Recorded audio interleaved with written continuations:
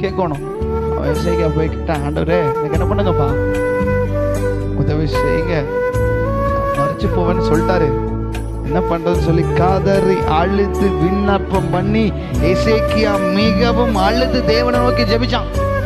Hello, பைபிள்ல கர்த்தர் கடைசி தருவாயில கேட்டு கொடுத்தது இந்த சாப்டர் தான். கர்த்தர் சொன்னதை மாத்துவாரா? கர்த்தர் சொன்னா மாத்துவாரா? மாத்த மாட்டாரு. பிழைக்க மாட்டேன்னு யாரு சொன்னாரு? கர்த்தர் சொன்னாரு அப்படின்னு ஏசாயா சொன்னார்ல.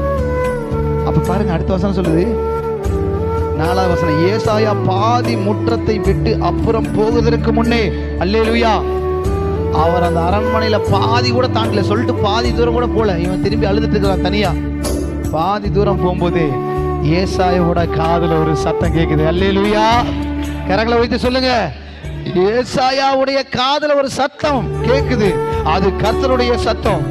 உடனே கர்த்தருடைய வார்த்தை அவனுக்கு உண்டாகி அவர் சொல்லுகிறார், நீ சொல்லுங்க, நீ ஏசாயாவை பார்த்து கர்த்தர் சொல்றார், நீ திரும்பி போப்பா, நீ திரும்பி போய் என் ஜனத்தின் அதிபதியாகிய எசேக்கியாவை நோக்கி, உன் தகப்பனாகிய தாவீதின் தேவனாயிருக்கிற கர்த்தர் சொல்லுகிறது என்னவென்றால், ஹலோ, கை தட்டுங்க, கை தட்டுங்க, கையை தட்டுங்க, உடனே பதில்.